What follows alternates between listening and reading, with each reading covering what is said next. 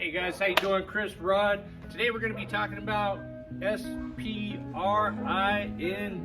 6 basic steps for spring lawn care. We are now in March and it's time to get in the lawn. You guys stay tuned.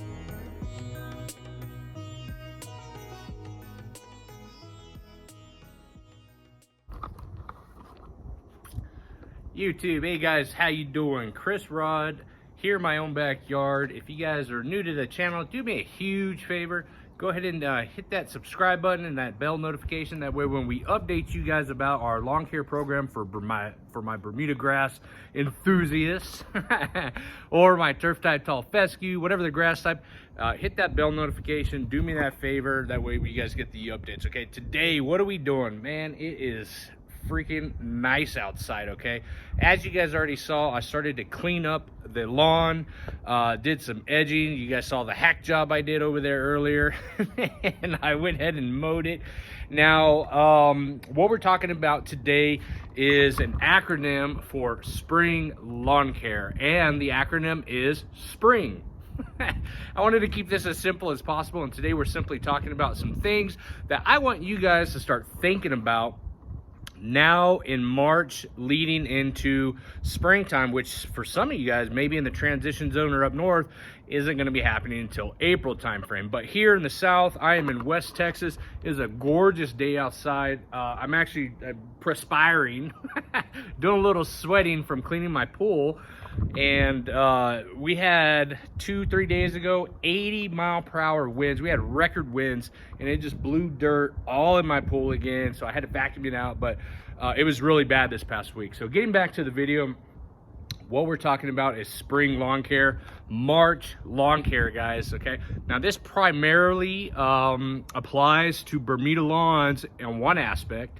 The rest of the aspects apply to everybody. Okay, now the time frame that you do these particular I don't want to say necessarily applications, but thought processes will be determined by your particular area. So I encourage you guys to go ahead and download. It's not a sale. Don't unclick yet. Don't change videos yet. I want you guys to get online. Get onto the greencastonline.com website, okay? Greencast is a free website. You guys can type in your address for your area or zip code, and it's going to give you historical data on soil temperatures, okay? That's where a lot of these applications are evolved around. Lawn care period is evolved around soil temperatures and some ambient air temperatures. But let's get into the acronym.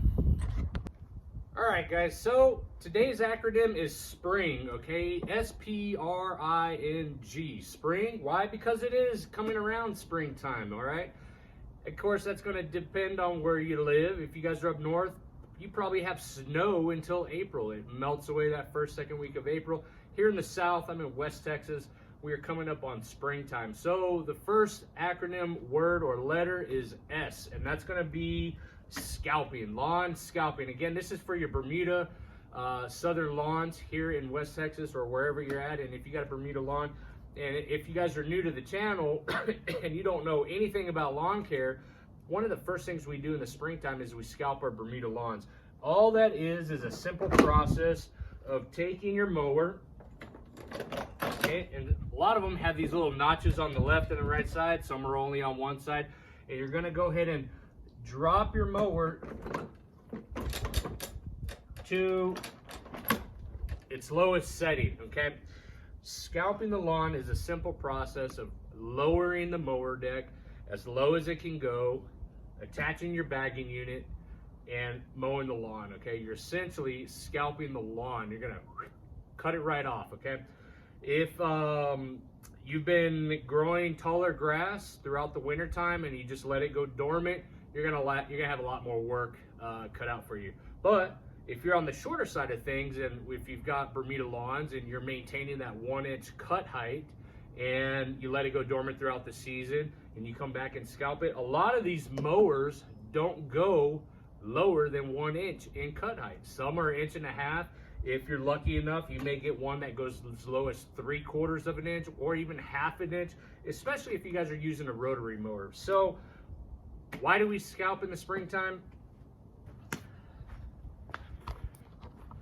Essentially what we're doing, the idea behind scalping in the springtime,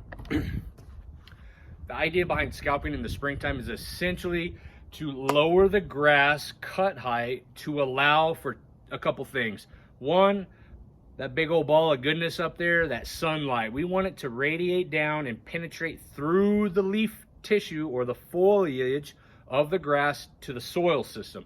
That is going to start to heat up things inside your soil system so that you can have a greener lawn sooner than later, okay?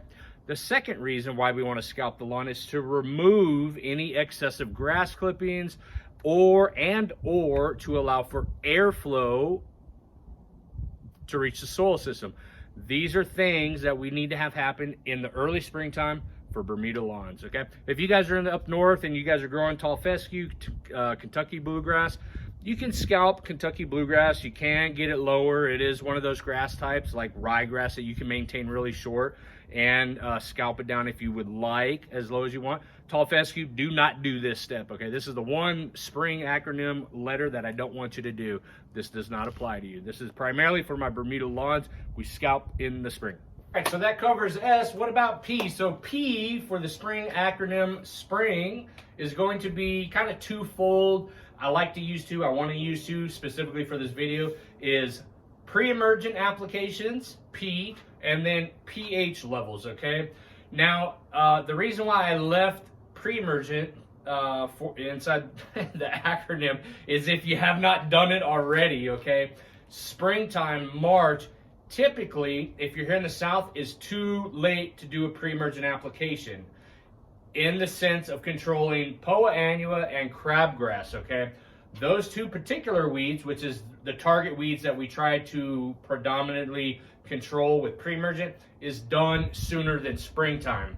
So when you apply pre-emergent, normally it's going to depend on your area, okay? You need to have 5 days of consistent 55-degree soil temperatures for crabgrass to germinate. Therefore, you need to put down your pre-emergent prior to 55 degrees. It isn't 50 or 55 degrees, guys. It's 55 degrees when crabgrass germinates. You need to put it down beforehand. So here in West Texas, we have those soil temperatures the 3rd week in February. So what does Chris do? We get it down the first 2 weeks of February. That needs to be understood and very clear, cut, and dry. If you haven't already gotten your pre-emergent down, I know I said it's too late, but if you haven't gotten it down, get it down now. This is springtime, okay? We're coming up close to the official springtime dates. You need to start thinking about it. Now, the other portion of this P is the pH levels, okay? pH levels can dictate how green or how healthy your lawn and soil really is, okay? And as a lawn enthusiast and running a lawn care company here in El Paso, we conduct a lot of consultations where if we have specific issues and something isn't growing right and there's an apparent problem, one of the fundamental things we do is a soil test, okay? Soil tests, or conducting a soil test, will determine what your pH levels are in your soil. Whether you're too acidic or too alkaline can inhibit the growth of your grass, and that's for any grass type, guys. So what you need to do is conduct a soil test, find out your pH levels. You get yourself one of these little tools. This one I got from Amazon. This is a plug puller, and this is actually new to me, but I got this from Yard Mastery because I have done some soil tests from yardmastery.com. I've done some local university tests with Texas A&M, and then I've done another soil test where I've got a soil test kit from one of the big box stores. Now, each have their own plus and minuses, but today what I'm going to be doing is also conducting a soil test. Why? To determine the pH levels.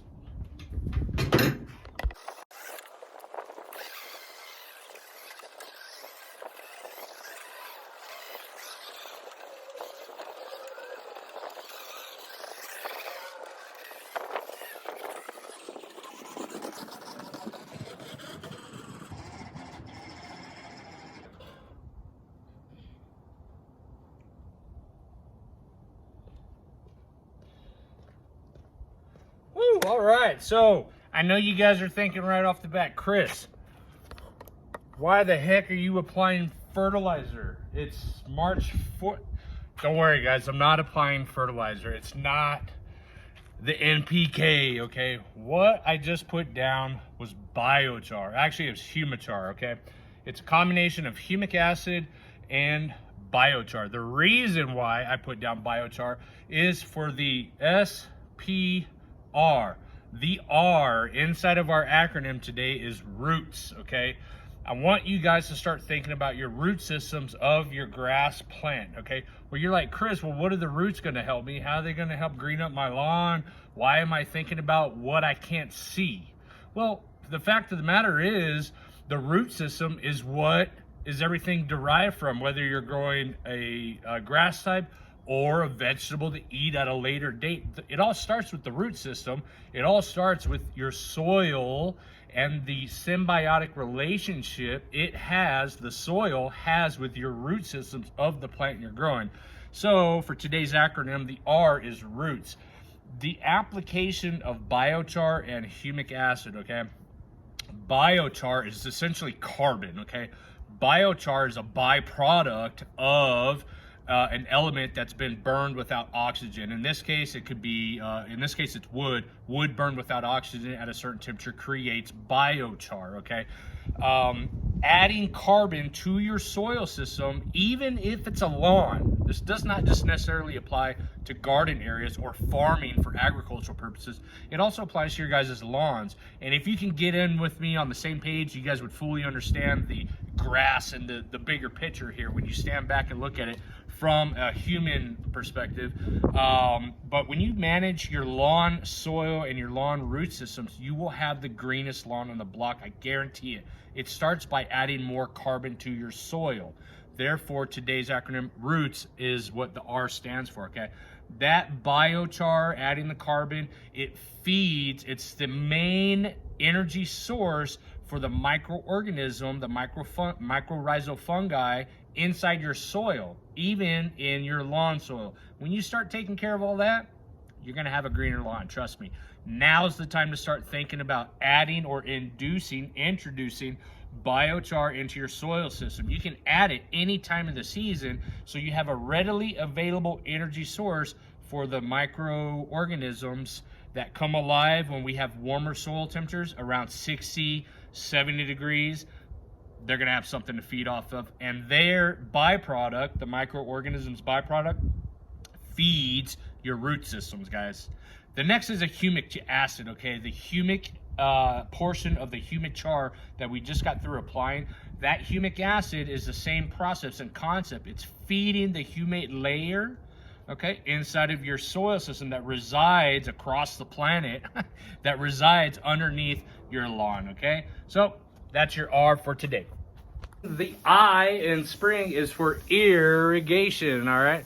What I want you guys to go ahead and do, if you have warmer soil temperatures and if the snow is all melted away, depending on where you live, is you need to turn on your irrigation system, okay? If that involves turning your backflow preventer on, turning those little knobs that were perpendicular, turn them parallel to your piping system now, and go ahead and cycle your irrigation. Now, I have already done this, and I have already repaired 2 sprinkler heads on the back side of the wall here.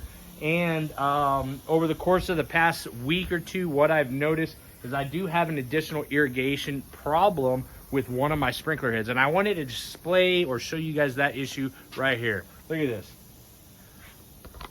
Something's going on with his head, and I got water flowing straight out from the head all the way here. See that puddling? All right.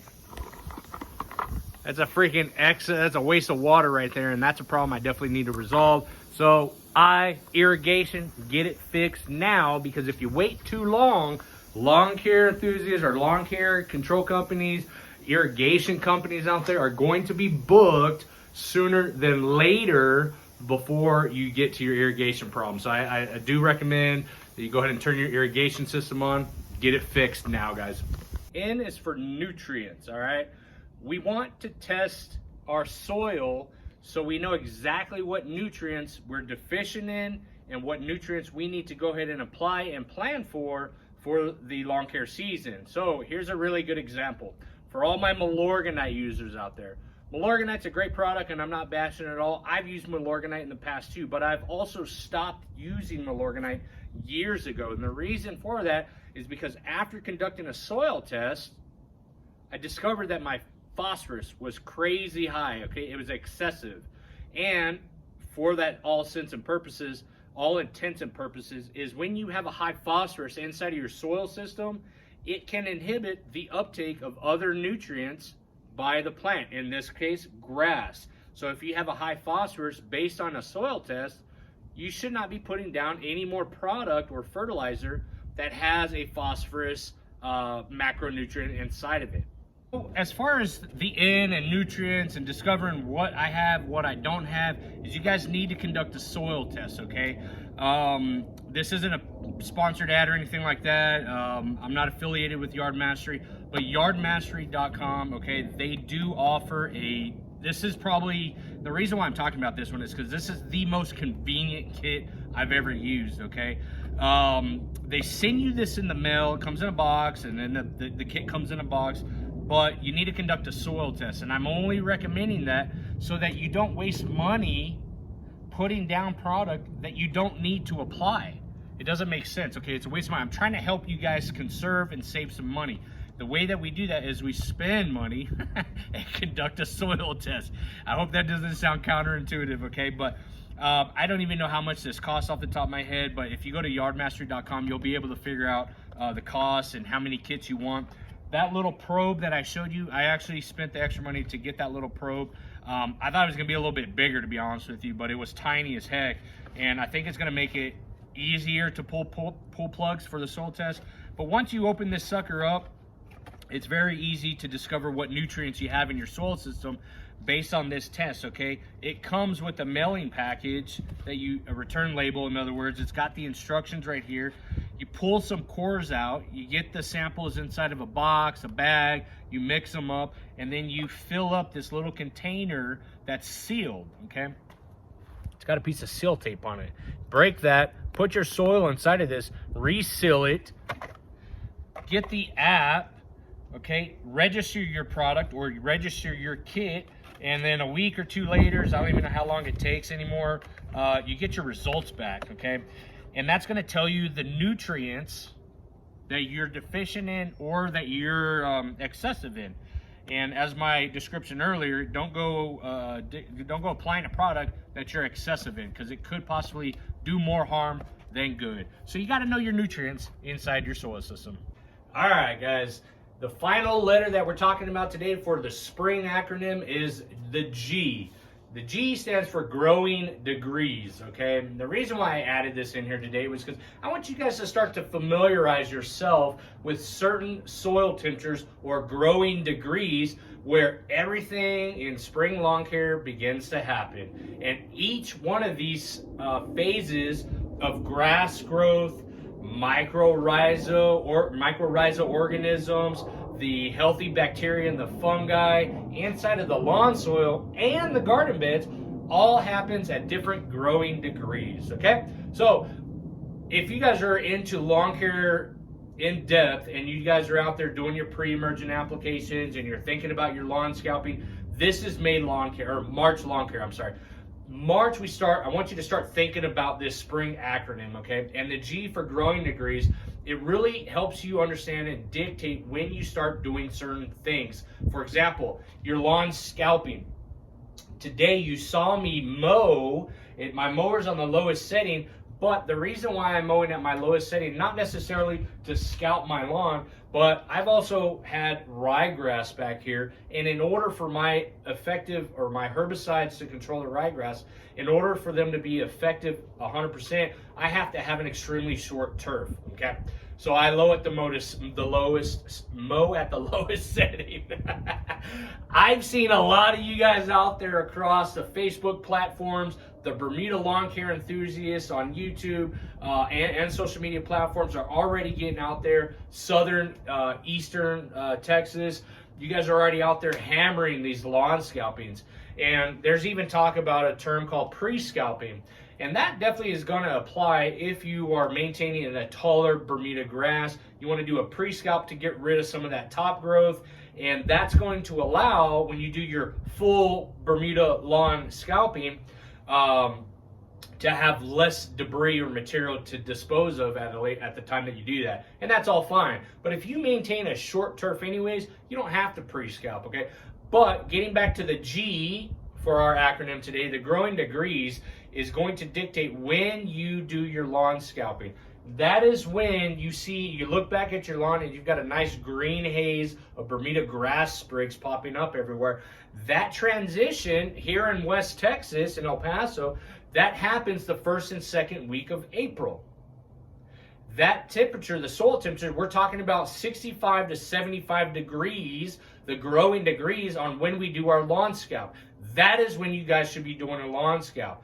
Do not do it any sooner than that, okay? It's not worth risking the damage to the crowns of the Bermuda grass, okay? You will jeopardize it, okay? You can, okay? And sometimes it's just too freaking soon.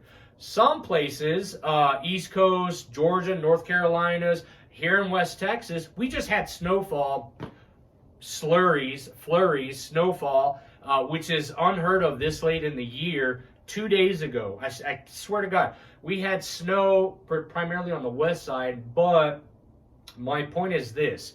You scalp your lawn too soon, and you get these hard frosts that come in, or these freezes, these random snowfalls, okay? You can risk damaging the turf, okay?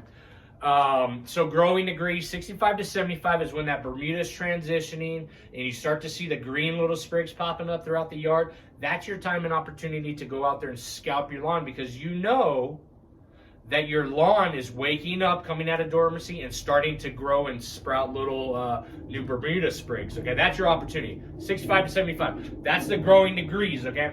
Here's another example of growing degrees that we need to start thinking about in March, okay? That is your applications of fertilizer, okay? Fertilizer is something you want to apply whether you're doing a synthetic or if you're going organic. You cannot apply fertilizers to a dormant lawn. That is all dictated by growing degrees, the soil temperatures, okay? So, for example, when Bermuda is coming out of dormancy, when we hit that 65 to 75 degree range consistently for 5 days or more, then and at that point in time only do you know it's an opportunity to apply your fertilizer. That does not happen here in El Paso in West Texas until the third week of March, okay? Where am I getting all of these soil temperatures, these growing degree statistics, okay? There are university studies, and I monitor our soil temperatures on the greencastonline.com website, okay? So we look at the historical data from the previous years. Doing that also lets me know that over the course of the years, we have been increasingly receiving warmer ambient and soil temperatures sooner in the year than later. But that's another example. When to apply your fertilizer. You got to wait at the right time. Here's, if we're just talking organics, for example, you don't want to add organic fertilizer to your soil too soon between or before that temperature range, because it does nothing. The microorganisms inside the soil, they're not even thriving yet. They don't start thriving until you reach the warmer soil temperatures around 70 degrees.